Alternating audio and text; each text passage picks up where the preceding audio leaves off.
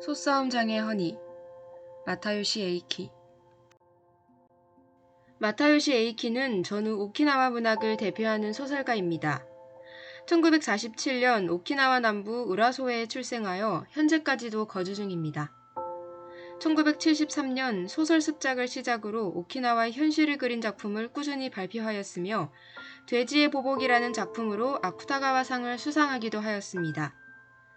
주요 출간작으로는 긴내무집, 낙하산 병사의 선물, 돼지의 보복, 인광보는 바다에서, 인골전시관 등이 있습니다. 그의 초기 작품에서 그는 투우가 갖는 역동적인 힘을 그리는 것으로 미군과의 갈등을 그리는 양상으로 전개하였습니다. 또한 오키나와인이 미군과 미군기지 등 타민족과의 맺은 관계를 통해 공동체가 변모하는 양상을 다루기도 했던 점을 주목하여 오디오북을 청취해 주시기를 바랍니다. 소싸움장의 허니는 소년이 주인공이 되어 이야기가 전개됩니다. 소싸움장을 배경으로 하여 소년이 외국인인 크로포드 씨와 그의 허니인 요시코를 관찰함과 동시에 소싸움장에서 일어나는 일들을 표현하고 있습니다. 그중 저는 구로이와 호와 난세이 1호의 소싸움에 집중하며 소년의 감정과 함께 들려드리도록 하겠습니다.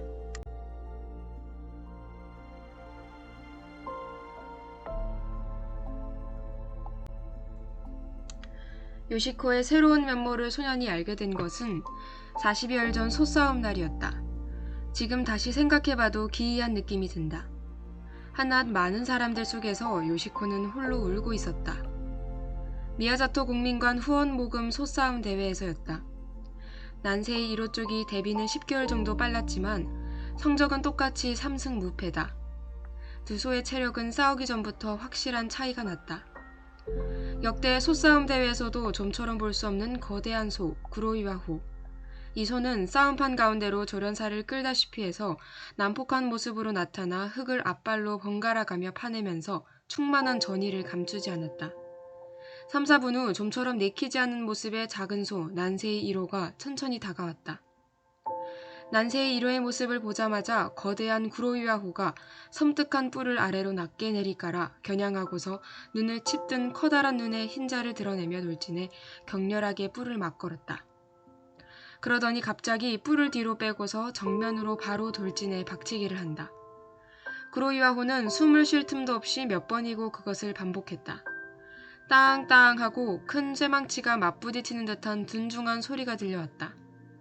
작은 소는 약간 뒷걸음질을 치다가 몸을 낮추고서 체중을 앞으로 실으며 있는 힘껏 공격을 받아냈다. 거대한 소는 뿔을 다시 떼고서 뒷걸음질 치다가 도움닫기를 해서 뿔로 박치기를 했다. 작은 소가 교묘하게 몸을 돌려서 받아넘겼다. 뿔과 뿔이 약간 닿았을 뿐이다. 목표를 잃은 거대한 소는 달리던 속도 그대로 앞으로 내던져져서 몇 미터 정도 엉뚱한 곳으로 내달렸다. 하지만 바로 몸을 돌려서 관역을 정하고서 맹렬하게 돌진했다. 빠드득하고 마치 이가는 소리를 확성기로 튼 것 같은 뿔이 바람에 흔들리는 소리가 들려왔다. 작은 소는 코끝을 땅에 거의 닿을 듯한 거리까지 내리고서 있는 힘껏 견뎠다. 작은 소의 눈에 땀이 흘러내렸다. 눈은 묘하게 윤기가 흐르고 맑았다. 호흡은 흐트러질 대로 흐트러졌다. 거대한 소가 보여준 찌르기 기술은 순식간에 작은 소의 목을 조였다. 작은 소의 뼈가 그대로 부서지는 것이 아닐까 하고 소녀는 겁을 먹었다. 작은 소의 입안에서 거품이 크게 늘더니 부글부글 넘쳐 커다랗고 긴 침으로 흘러내리며 바람에 흔들렸다. 거대한 소가 서서히 공격한다. 작은 소의 다리가 좌우 앞뒤로 흔들리며 삐걱하고 관절이 돌아가는 소리가 들렸다. 작은 소가 불쌍해. 소녀는 생각했다. 소나무에서 뛰어내리고 싶었다. 소나무 가지에 매달렸지만 눈을 뗄 수 없었다. 이렇게 많은 사람이 보고 있지 않나. 저 소가 싸우다 죽어도 내 책임이 아니다. 묘한 생각이 떠올랐다. 작은 소가 방류를 했다. 하지만 그렇게 몇 분을 더 버텼다. 그러다 갑자기 지금까지 버티고 있던 작은 소의 힘이 빠졌다. 거대한 소가 마치 공중에 떠있는 박스를 미는 것처럼 엄청난 속도로 작은 소를 들이박았다. 거대한 소를 몰던 조련사는 그 움직임에 버티지 못하고 고삐를 놓았다. 다음 순간 거대한 소가 작은 소의 왼쪽 배로 돌진해서 긴 뿔을 깊이 박아 넣었다. 작은 소는 남쪽 북쪽으로 내동댕이 쳐졌다. 하지만 거대한 소는 공격을 멈추지 않았다. 작은 소는 둑과 거대한 소의 뿔 사이에 끼어서 뿔에 세차게 찔릴 때마다 복부의 상처는 커졌다. 힘껏 들이밀어도 작은 소가 움직이지 않자 거대한 소는 4~5걸음 뒤로 물러섰다. 군데군데 흰 반점이 보이는 피가 묻은 뿔이 빠졌다. 작은 소는 둑에서 떨어졌다.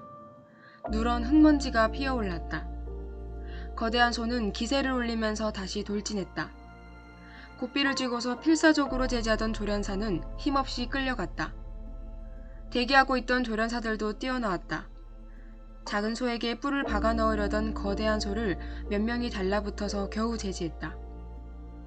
대부분의 관중이 죽었다고 생각한 작은 소가 갑자기 일어나서 경련을 하면서 몇 걸음 도망치는가 싶더니 털썩 쓰러졌다. 흙먼지가 피어올랐다. 콸콸 흘러넘친 대량의 피가 흰 흙 속으로 스며들었다.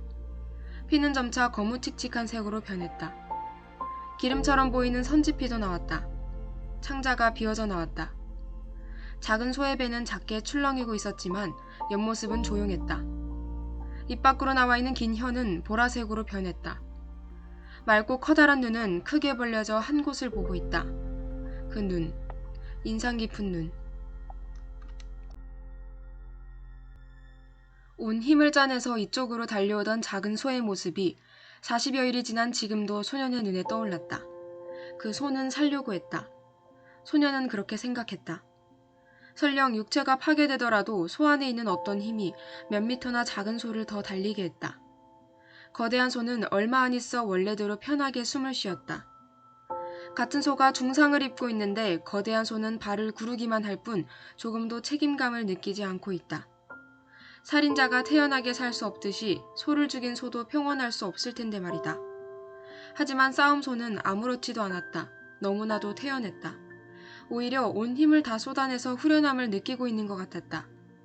하지만 소는 왜 싸우는 것일까? 왜 그러는지 알 수 없다. 소녀는 소들이 한창 싸울 때도 냉정함을 유지했다. 소녀는 누군가와 싸우고 싶은 마음이 들지 않았다. 하지만 작은 소의 죽음은 어쩔 수 없다. 소녀는 그렇게 생각했다. 그것이 싸움이다. 다만 작은 소는 정정당당하게 싸웠다. 이길 수 있는 상대하고만 싸우는 비겁자가 아니다. 아무것도 겁내지 않았다. 노력의 결과를 자각하고 힘을 믿고 그것을 시험했다. 작은 소는 혼자서 살고 혼자서 싸우고 혼자서 죽었다. 작은 소는 오키나와의 소다. 소년의 가슴이 불규칙하게 크게 고동쳤다.